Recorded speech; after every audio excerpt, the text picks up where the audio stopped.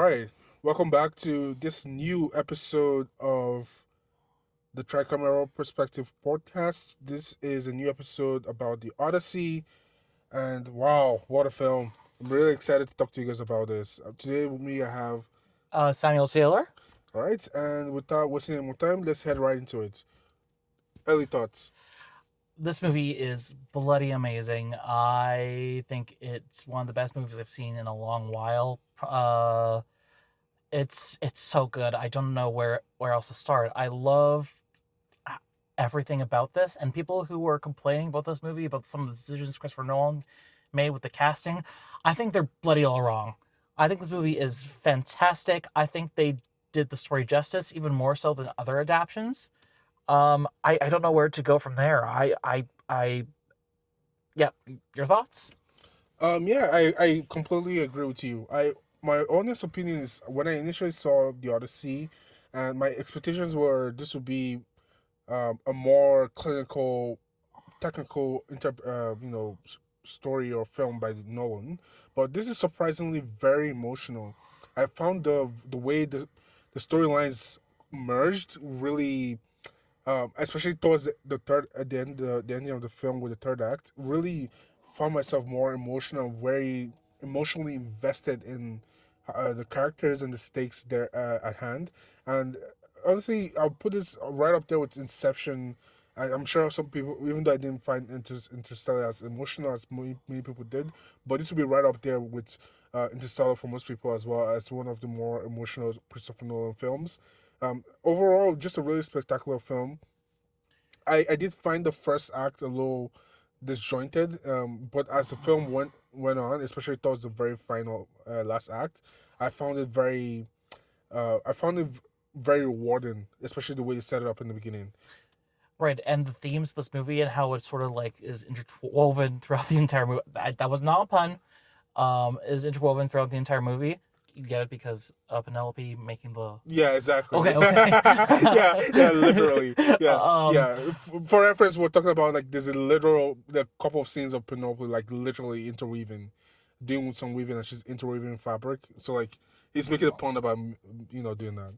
Sorry, I ruined the joke by explaining, but yeah. anyway, the themes kind of hold true. Like they keep bringing up this thing throughout the movie, kind of come almost comes across as repetitive. Like, okay, I've done hearing about this. Like, it's sort of like lost its points.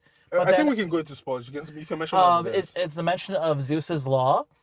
And when they start saying it sort of almost feels repetitive. And as the movie goes on, it starts to become even more poignant. And by the end of the movie, you understand that the whole Zeus's law thing is the core of the whole movie. I thought that was really well done. I think Christopher Nolan did a really good job writing the screenplay. Yeah, exactly. I think it's one of his best, like most, one of his more tightly woven screenplays, in my opinion. Again, it has all the traditional, no, like it's one of the more Nolan films. It has all his Nolanisms, but I thought it was well, the narrative was well woven. I also found the dialogue. I know it's not conventional to do, uh, you know, modern English in an adaptation like this, but I thought the modern English actually worked very well. It didn't take me out.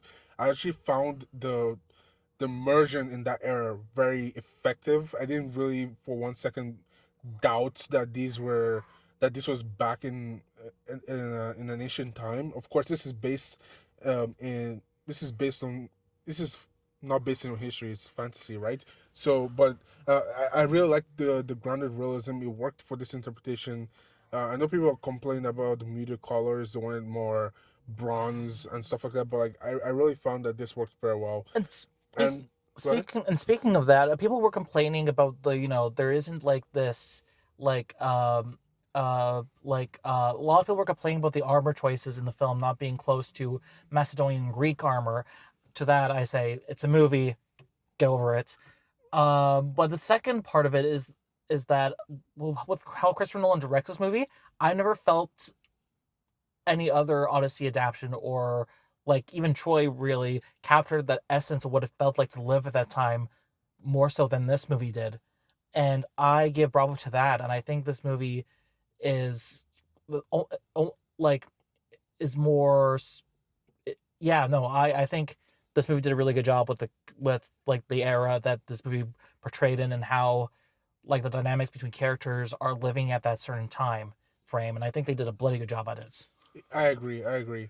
Um, there are a couple of things you can point to, like some of the way some of the some of the customs that they chose to show, to really show, especially as we have the palace itself.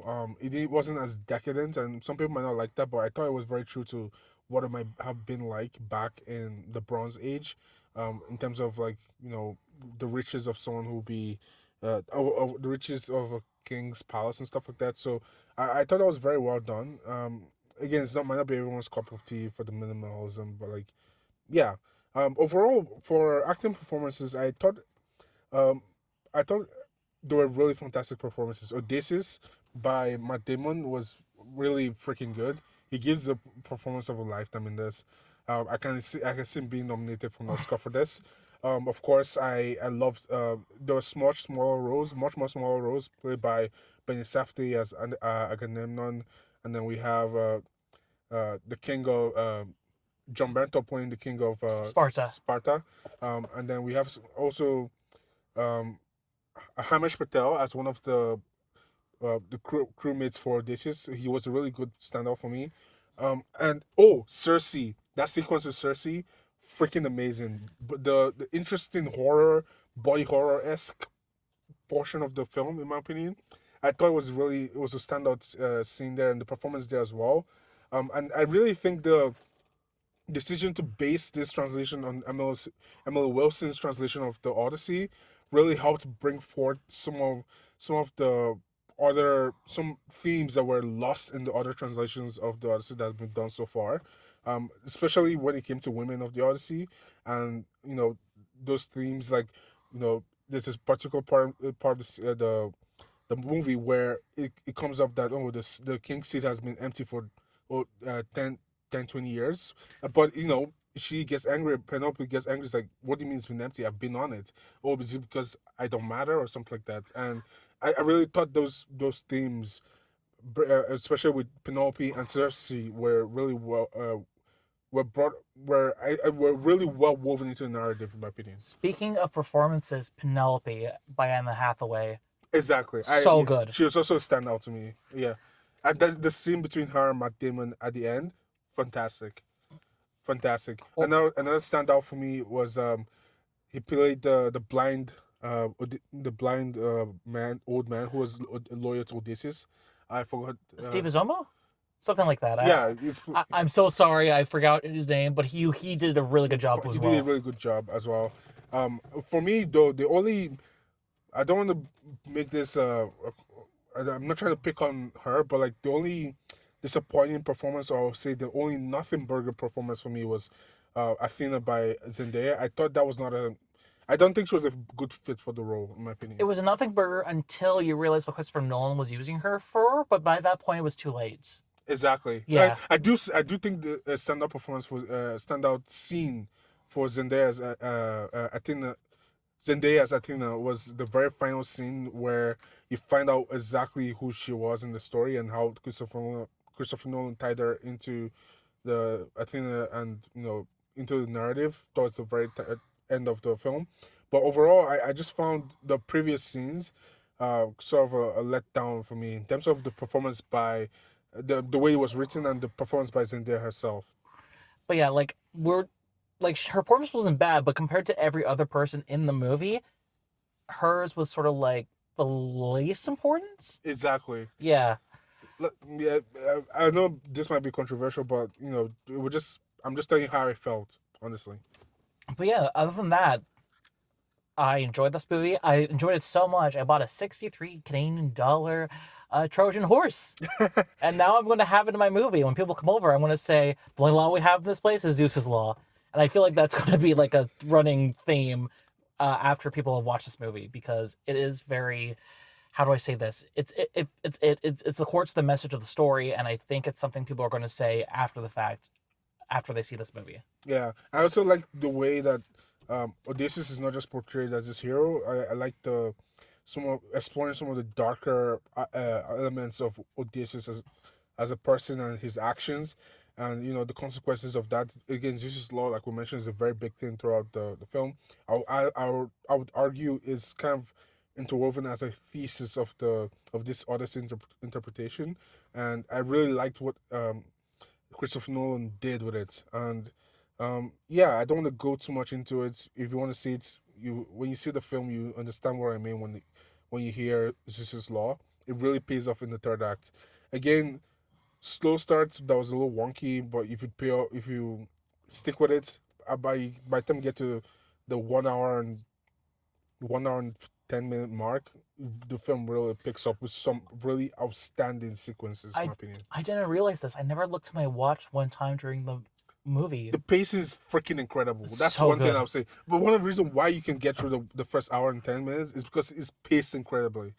Even though you were jumping between places that got made a little wonky in the beginning, you didn't feel like you had to check your time or anything, that you're bored. Pacing is like he goes full throttle for this. Like it doesn't feel slow or anything like that, which was very incredible in my Speaking opinion. of pacing, there was this kid behind me, in the seat behind me, and he was complaining to his dad about not being that you should have told me this movie was a 3 hour movie. I can't be here for 3 hours. I did not hear a complaint from that kid since the movie started. And then he was like asking his dad questions throughout this entire story because he was so immersed in it. Oh yeah, that's for sure. I love that. Like, oh, I don't know. And this was a very unique experience because there was no ads before the screening.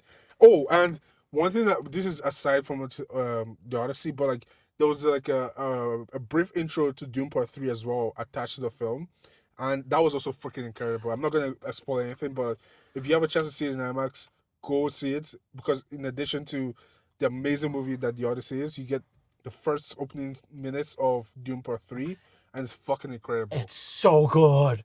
Insane. I think Doom Part 3, if we were to go off by what we saw, it's going to be a masterpiece like Doom Part 2 was. I think it might eclipse it, in my opinion. No, I I agree. really think so. I agree. Freaking incredible. And yeah, so again, go on time because the movie starts like pretty much after the Dune prelude. So there's no ads or anything. Don't be late. All right. Is there anything else you want to add for the Odyssey so I know far? you're going to see it again, but I want to see this again as soon as I can. Yeah, for sure. I'm gonna see it again. I'm probably gonna see it on Saturday. So yeah, those are our thoughts on the Odyssey. Fantastic. What would you rate it out of 5? I already did 5 stars on 5 Letterboxd. stars on Letterboxd. Okay, awesome. I would rate it 4.5 stars. Fair enough. Fair enough. All right, that is all our thoughts. Thank you guys for coming to this edition of our podcast, and we'll see you guys on the next one. Peace out.